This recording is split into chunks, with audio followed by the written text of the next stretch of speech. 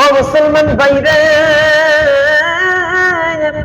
আমি কালের শরীফপুরি নই, এরপরও আপনাদের মাঝে কিছু কথা আমি বলতে চাই। আপনারা বেজার হয় না, রাগ হয় না রে বাবা। এই নয়, 2 নয়, 3 নয়, 4 নয়, 5 নয়, 6 নয়, আমি 7 দিনের মাথায় আমি ইন্ডিয়ার কারাগারে যখন বন্ধু ছিলাম, ও বন্ধু,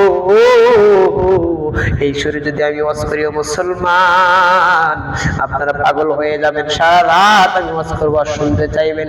কিন্তু আমার আল্লাহ পাক রব্বুল আলামিন বলেছেন, বান্দারে টেনশন করো না, তুমি যদি মুমিন অবশ্যই তোমরা বিজয় লাভ করবা।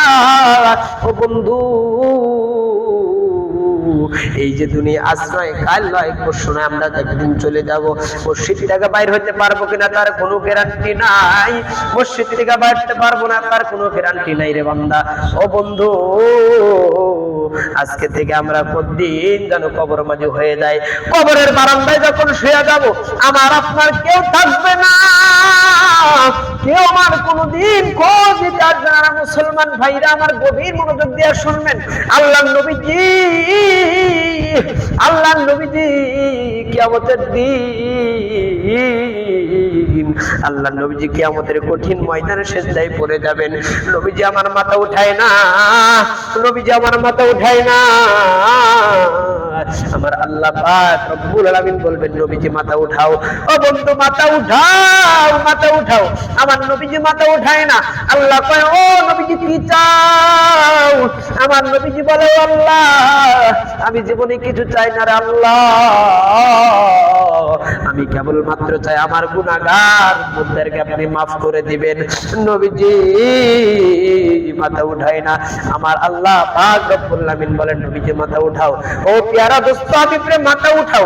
আমি আল্লাহ তোমার জীবনের সব গুনাহ মাফ করে দিয়ে তোমার উম্মতদেরকে আমি মাফ করে দিলাম। সুবহানাল্লাহ। নবীজি চোখে পানি নিয়ে, মুখে হাসি নিয়ে উঠে গেলেন। নবীজির পিছনে পিছনে বিশ্ব নবীর উম্মত গুলো আস্তে আস্তে হাঁটতেছে, আর হাঁটতেছে। আমার নবীজি বলতেছে, আমার উম্মত যারা, তারা আমার পিছনে আসো। কিন্তু আমরা কেমন উম্মত হইলাম রে বাবাজি, আমরা কেমন হইল উম্মত হইলাম রে বাবাজি। এই নবীর সুন্নাত অনুসরণ করতে আমরা কি প্রণতা করি। ও নবীজি পৃথিবীর ভিতরে কত কষ্ট করে গেছেন নবীজি, কোনদিন একটা মিথ্যা কথাও বলে নাই। ওমা আরসালনাকা ইল্লা রাহমাতাল লিল আলামিন। আমার নবীজি 63 বছরের জিন্দেগি একটা মিথ্যা কথাও বলে নাই।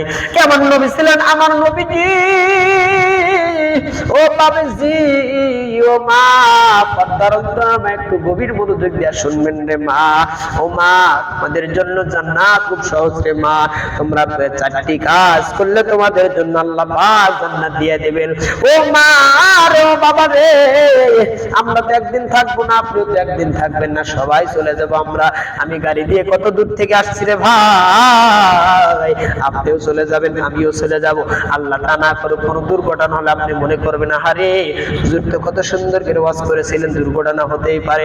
কিন্তু আল্লাহ রাব্বুল আলামিন বলেছেন, যদি তোমার সঠিক নিয়ত থাকে, যদি তোমার সঠিক নিয়ত থাকে, নামাল বিনিয়াত, আল্লাহর পক্ষে তুমি কক্ষে পৌঁছে যাবা। আর আল্লাহ তাআলা বলেছেন, তোমরা যখন পথে বের হবা, আল্লাহর নাম নিয়ে তোমরা বের হবা। আর পৃথিবীর ভিতরে আমরা আর কোনো কিছু চাই না, আমার আল্লাহর নাম যেন এক বাক্যে প্রকাশ করতে পারি। জোরে কোন সুবহানাল্লাহ।